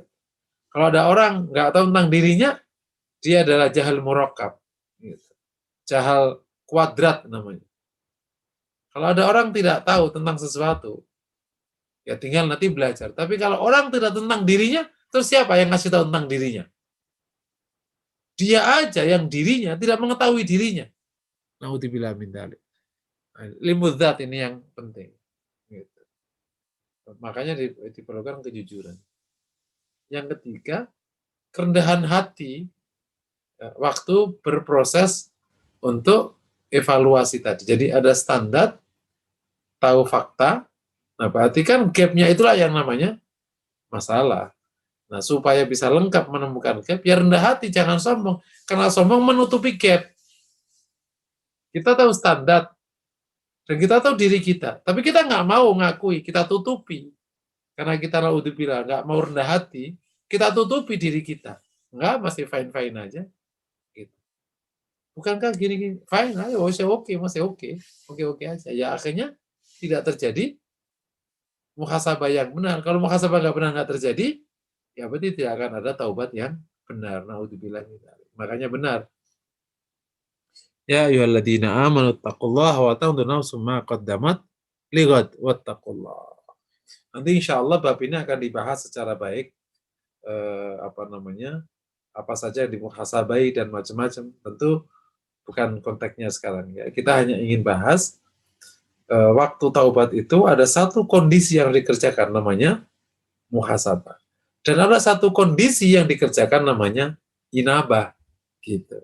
Inabah itu adalah tindak lanjut dari berhenti kan. Kalau Anda perhatikan rukun taubat itu kan 3 tadi ya. Menyesali. Menyesali itu terjadi kalau ada muhasabah dan ada prasyarat. Ya tadi ya. Ada prakondisi, ada prasyarat. Tapi taubat juga tidak hanya dengan menyesali. Kan juga harus tidak mengulangi di masa yang akan datang. Nah, tidak mengulangi itu namanya inabah. Kembali kepada Allah, sudah jangan balik-balik ke setan lagi. Istilah kata gitu. Udah kembali kepada Allah. Hanya Allah berfirman, wa anibu ila rabbikum wa aslimulah.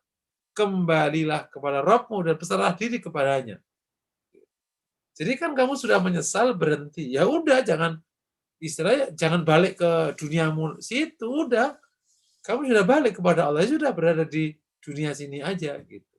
Itu namanya inabah. Makanya kalau taubat tanpa muhasabah tidak sah. Tapi taubat tanpa inabah ya tidak sempurna gitu. Kenapa? Ya karena tidak bisa jadi dia mengulangi lagi karena tidak komit untuk kembali kepada Allah Subhanahu wa taala.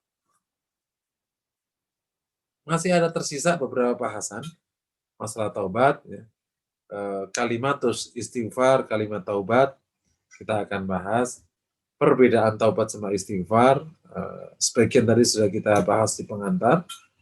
Berikutnya kita akan bahas ya, taubatut taibin, taubatnya para ahli taubat, supaya kita punya gambaran taubatnya itu kayak apa sih? Gitu. Kisah taibin ya, kisah-kisah orang yang bertaubat. Sehingga, oh gitu tuh taubat. Dan masih banyak bahasan lagi. Kelihatannya sebagaimana permintaan salah satu jamaah, kita akan bahas di kesempatan yang lain bab taubat ini. Semoga cukup dengan satu pertemuan lagi. Nah, untuk pertemuan kali ini kita sudah bahas, mengulangi lagi definisi taubat atau pengertian taubat, kemudian urgensinya.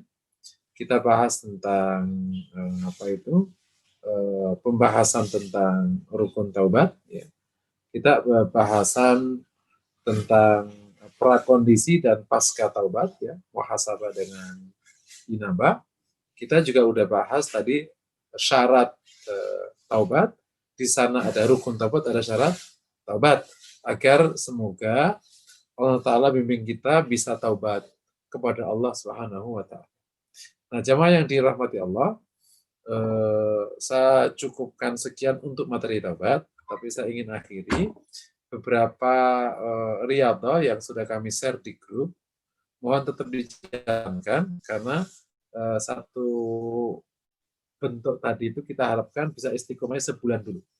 Tidak berubah dan tidak nambah sampai itu sebulan sudah berjalan baik. Karena riyadhah ini kalau ditambahi bukan berarti yang kemarin lepas. Yang kemarin tetap ditambahi. Jadi semakin hari semakin bertambah. Kalau lepas ya berarti hanya ganti. Kalau kemarin 3 sekarang ganti 3 lagi. Yang nggak ada peningkatan. Kemarin kan 3. Nanti kalau ditambahin lagi berarti ada tambahan lagi dari 3. Nanti lama-lama kita semakin kuat. Wallahu a'lam bishawab. Mungkin demikian.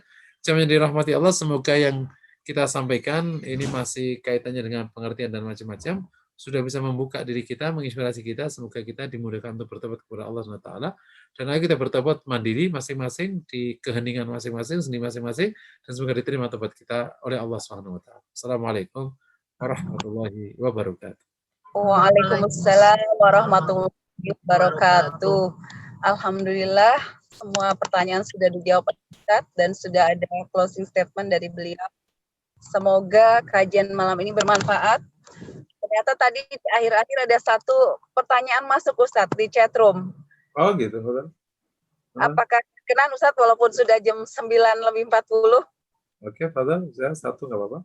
Ya, bagaimana hukumnya menyaksikan drakor Ustadz yang sebentar saya salah konteksnya. Berkaitan dengan hukum menonton drakor sebagai hiburan yang banyak digemari orang-orang belakangan ini. Apakah masuk kesia-siaan? Sebenarnya tidak ada kaitannya dengan taubat ya, tapi boleh juga bertobat dari nonton drakor kali ya Ustaz. Bagaimana menurut Ustaz? Iya, jadi film ini secara umum sudah ada fatwanya ya, artinya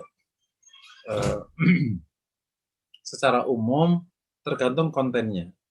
Kalau kontennya itu ada kebajikannya dan adegannya itu memang tidak ada yang melanggar, bisa menjadi bagian yang bisa ditonton.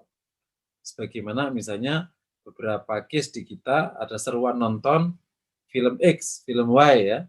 Dulu siapa itu yang diinisiasi sama Bu siapa itu dulu? Bu yang kakaknya Asma Nadia itu dulu pernah menginisiasi film apa? Baik gitu. Film Fathahillah misalnya boleh, atau Sang Pencerah, Helvita Rosa ya. Sang Pencerah misalnya boleh aja. Tapi kalau film nggak ada konten manfaatnya, hanya bucin ya, budak cinta ya. Kalau drama Korea itu isinya apa nggak tahu. Kata anak-anak saya yang suka ngomong itu bucin kali, bucin budak cinta. Kemudian ada agidan yang memang tidak boleh, ya sungguhnya itu termasuk kesia-siaan, bahkan bisa jadi masuk kategori haram, tergantung. Nah di konteks ini sebenarnya sebisa mungkin dihindari. Kalau nonton pastikan yang bermanfaat. Kalau biasanya ahli strategi biasanya nonton film spionase. Kalau ahli kriminal tentang kriminologi misalnya, itu membantu. Ada sekian film yang justru didapat, sekian strategi didapatkan di film, lebih gampang memahaminya daripada baca bukunya. Boleh aja. Ini meskipun untuk menemukan film yang full manfaat bisa jadi tantangan. Ini pilihan-pilihan situasi di akhir masa. Kalau Anda nonton pastikan yang punya nilai, dan nilainya lebih banyak daripada mudaratnya. Kalau idealnya ya jangan ada yang mudarat. Ya biasanya ini memang film-film edukasi yang memang nggak ada mudarat. Allah a'lam bishawab. Baik, Ustadz.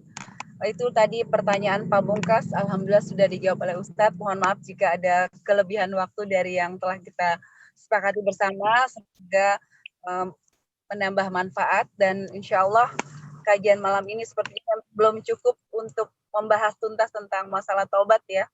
Ya, insya Allah. Semoga dengan riadoh yang nanti akan diberikan oleh Ustadz akan mempercepat proses setiap kita untuk bertaubat, dan muhasabah dari diri kita pastinya berbeda-beda karena setiap persoalan dan pengenalan diri juga berbeda dari tiap kita masing-masing. Saya sebagai pemandu acara mohon maaf lahir batin, kebetulan ini memandu sambil dalam perjalanan dan alhamdulillah saya bersama 7 orang teman yang menyimak kajian Ustadz malam ini, jadi teman saya ikut menyimak semua yang disampaikan oleh Ustadz. Mudah-mudahan membawa manfaat. Amin. Mohon maaf dengan sahabat atau jamaah Tazkiyatun Nafs malam ini, marilah sama kita akhiri kajian kita dengan membaca istighfar 3 kali. Astagfirullahaladzim. Astagfirullahaladzim. Astagfirullahaladzim. Doa kafaratul majlis. Subhanakallahumma wa bihamdika asyhadu an la ilaha illa anta astaghfiruka wa atubu ilaik. Jazakumullah untuk Ustadz Muhsinin Fauzi yang sudah menyampaikan materi taubat, juga kepada yang masih setia sampai akhir kajian. Semoga Allah memberikan keberkahan, kemudahan, dan kelapangan rizki dan waktu untuk kita bertemu di majelis ilmu di pekan yang akan datang. Billahi taufiq wal hidayah. Wassalamualaikum warahmatullahi wabarakatuh. Waalaikumsalam warahmatullahi wabarakatuh.